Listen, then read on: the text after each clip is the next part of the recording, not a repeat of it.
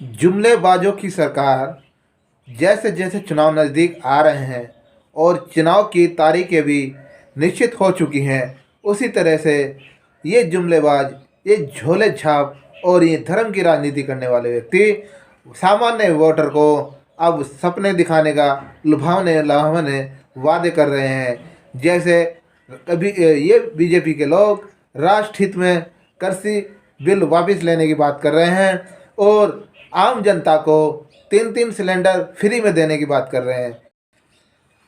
जुमलेबाजों की सरकार जैसे जैसे चुनाव नज़दीक आ रहे हैं और चुनाव की तारीखें भी निश्चित हो चुकी हैं, उसी तरह से ये जुमलेबाज, ये झोले छाप और ये धर्म की राजनीति करने वाले व्यक्ति सामान्य वोटर को अब सपने दिखाने का लुभावने लुभावने वादे कर रहे हैं। जैसे कभी ये बीजेपी के लोग राष्ट्र हित में कृषि बिल वापस लेने की बात कर रहे हैं और आम जनता को 3-3 सिलेंडर फ्री में देने की बात कर रहे हैं। साथियों, ये सिर्फ जुमलेबाजी करते हैं और आप सभी जुमलेबाजी पर ध्यान न दें और सरकार बदलने की पूर्ण रूप से कोशिश करें। यही आपका इस बार का लक्ष्य होना चाहिए। साथियों, आप सभी को जय भीम, नमो बुद्धाय, जय भारत, जय संविधान। सम्मानित साथियों, आप सभी से मैं यही कहूँगा कि यदि आप सभी ने मेरे चैनल को सब्सक्राइब नहीं किया है तो सबसे पहले मेरे चैनल को सब्सक्राइब कर लीजिए और वीडियो को ज़्यादा से ज़्यादा शेयर ज़रूर कीजिए। साथियों, जैसे जैसे अब चुनाव नज़दीक आ रहे हैं और तारीखें भी घोषित हो चुकी थी और अब उस तारीख का दिन आने वाला है जिस तारीख में पोलिंग होने वाली है। तो साथियों, जैसे जैसे पोलिंग की तारीख नज़दीक आ रही है, उसी तरह से ये राजनीति में जो बड़ी बड़ी पार्टियां हैं वह बड़े बड़े सुहाने सपने दिखा रहे हैं। वर्तमान सरकार भारतीय जनता पार्टी ने अब अपने पासे खेलने शुरू कर दी हैं और वह अब जानती है कि हमें इस सामान्य वोटर को किस तरह से अपनी तरफ खींचना है। इसी को आधार मानकर अब यह जुमलेबाजी सरकार, ये धर्म की राजनीति करने वाली सरकार, ये हिंदुत्व का एजेंडा खेलने वाली सरकार, ये राम के नाम पर वोट लेने वाली सरकार, अब जिसने पूरे अपने 10 साल के शासनकाल में कुछ भी आम जनता के लिए नहीं किया है, यहाँ तक कि आम जनता को जो है उनकी कटौतियाँ करती रही है, उनके जो है हक अधिकार छीनने का काम करती है, उनसे रोजगार छीन लिए गए हैं, उनके खाने पीने की लालच तक पड़ गए हैं। मगर अब आज ये सरकार उनको जो है सपने दिखाने का काम कर रही है। फिर से वो जुमलेबाजी कर रहे हैं जिस प्रकार से 10 साल की सरकार में करती आई है। आज बीजेपी की सरकार कहती है कि हम 3 सिलेंडर फ्री देंगे। अरे साथियों, यदि आपको 3 सिलेंडर फ्री भी मिल गए तो आप साथियों ये बताएं, जब एक सिलेंडर की कीमत 1000 से ऊपर है तो आप 1000 रुपये कहाँ से लेकर आओगे। और ये सिर्फ फ्री देने की बात तो करते हैं, मगर फ्री अगर मिल भी जाए तो उसको भरने की कौन बात करेगा। जब 1000 रुपये का सिलेंडर जो पहले कभी 350-400 रुपये का आता था, अब वो 1000 रुपये का आ रहा है। साथियों, उसी प्रकार से जिस प्रकार से कृषि बिलों को इन लोगों ने बदल दिया था और किसान जो धरने प्रदर्शन पर इन बिलों को रद्द कराने के लिए अथक प्रयास कर रहा था, संघर्ष कर रहा था, आंदोलन कर रहे थे और आज भी आंदोलन कर रहे हैं। ये अब इनकी आंखें खुल रही है कि जब पोलिंग तारीख निश्चित आ गई है तो अब वो कहते हैं कि हमारे प्रधानमंत्री जी कहते हैं कि मैं हमेशा ही अन्नदाताओं का सम्मान करता रहा हूँ, मैं हमेशा से ही राष्ट्र हित के लिए सोचता रहा हूँ। तो अब मैं राष्ट्र हित के लिए अन्नदाताओं की कृषि बिलों को माफ़ करता हूँ, उन्हें ख़त्म कर देता हूँ, उन्हें समाप्त कर देता हूँ। साथियों, ये समझने वाली बात है। जिस दिन से इन लोगों ने राष्ट्र बिल मतलब ये कृषि बिल बनाए और लागू किया, तब से तो इनके राष्ट्र हित की भावनाएं जो है मन में जागृत नहीं हुई। और जब पोलिंग की तारीख की निश्चित आ गई और पहले प्रथम चरण की चुनाव होने वाले हैं, तो अब इनको राष्ट्र हित दिखाई दे रहा है और ये लुभावने सपने इस भोली भाली जनता को देने का काम कर रहे हैं।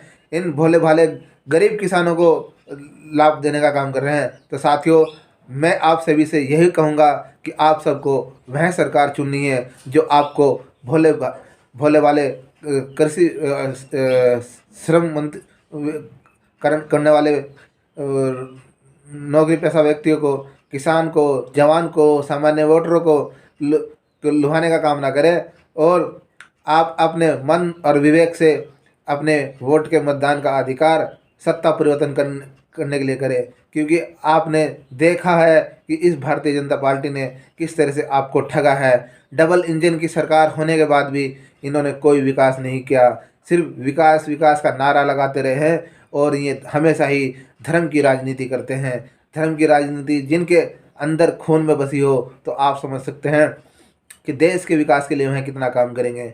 जो व्यक्ति हिंदुत्व के एजेंडे को लेकर चलती हो, जो व्यक्ति जय श्री राम के जो है आगे लेकर चलती है, वह व्यक्ति किस प्रकार से देश की जनता के लिए, राज्य की जनता के लिए और लोगों की भलाई के लिए कैसे काम करेंगे।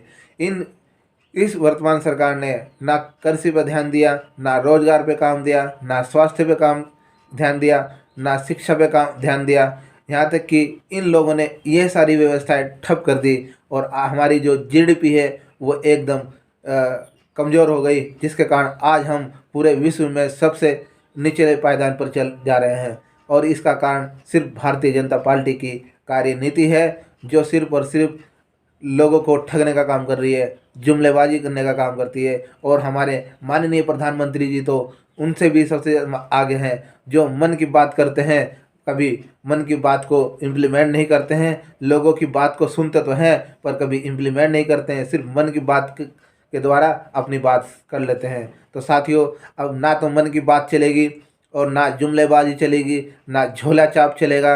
और कि जिस प्रकार से यह कहते हैं कि मैं उत्तराखंड का वासी रहा हूँ, मैं फलाना का वासी रहा हूँ, पता नहीं कहाँ कहाँ से किस किस के वो वासी रहे हैं और कहाँ कहाँ पर उन्होंने अपना जीवन यापन किया है।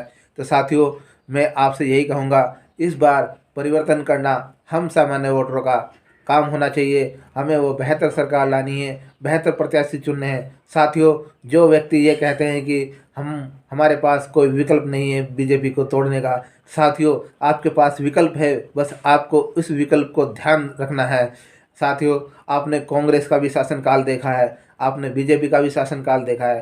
कांग्रेस ने अपने 70 सालों के समय में अच्छे काम भी किए हैं, कहीं ना कहीं एक तबके को उन्होंने आज भी ऊपर उठने का काम नहीं किया है। और जो काम कांग्रेस को करना चाहिए था, जाति व्यवस्था तोड़ने का और शहरी गांव क्षेत्रों में शिक्षा का ज़्यादा से ज़्यादा प्रसार करने का, मगर उसने भी वो काम नहीं किया।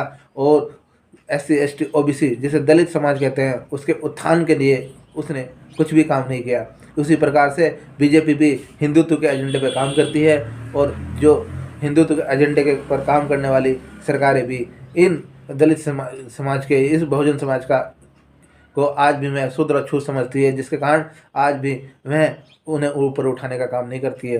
तो साथियों, जो सरकार आपके भारत के संविधान के ऊपर काम करती हो, भारत के संविधान के अनुसार सबको समानता में रखती हो, मानवता में रखती हो, बंधुता में रखती हो, और जो सरकार आपको कानून व्यवस्था मजबूत देती हो, आपकी बहन बेटियों की सुरक्षा के लिए निरंतर काम करती हो, आपको शिक्षा, स्वास्थ्य, रोजगार देने का सबसे बेहतर प्रयास करती हो, आपको किसानों को सबसे उनके अच्छे रेट उनकी फसलों को देने का काम करती हो, ऐसी सरकार आप बनाएं। और मेरा मानना है साथियों, सरकार इस जो है आपके पास विकल्प है, बस आपको उसको पहचानना है और विकल्प के रूप में आपको बहुजन समाज पार्टी आपको नज़र आएगी। मगर मैं जहाँ तक सोचता हूँ, हमारे व्यक्तियों को कांग्रेस और बीजेपी ही दिखाई देती है, बहुजन समाज पार्टी का इनको विकल्प ही नहीं दिखाई देता है। क्योंकि हमारे ये सामान्य वोटर आज भी बहुजन समाज पार्टी को एक जाति विशेष से बांध के रखते हैं, जबकि बहुजन समाज पार्टी का उद्देश्य सर्व समाज के लिए काम करना होता है। साथियों, आप एक बार तीसरे नंबर की राष्ट्रीय पार्टी बहुजन समाज पार्टी पर भरोसा बना के रखें, विश्वास बना कर रखें।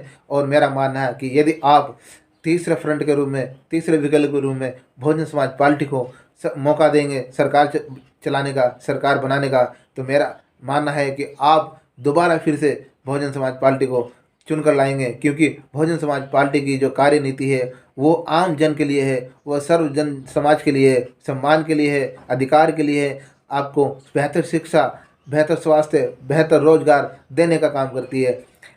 इसलिए बहन जी को आज भी उत्तर प्रदेश के अंदर याद किया जाता है। और 4-4 बार की सरकार में बहन जी ने जो काम उत्तर प्रदेश के अंदर की है वह काम कोई दूसरी सरकार नहीं कर सकती। तो साथियों, मैं अपने उन सभी SC ST OBC माइनॉरिटी समाज के व्यक्तियों से भी यही कहूँगा कि विकल्प को जाने समझे और अपने उन भाइयों को भी कहना चाहूँगा जो वास्तव में समानता और मानवता, बंधुता, भाईचारे, सुरक्षा, रोजगार, शिक्षा, स्वास्थ्य पर चाहते हैं। तो वो उन भाइयों को यही कहूँगा कि आप एक बार बहुजन समाज पार्टी की नीति और रीति पर विश्वास रखें।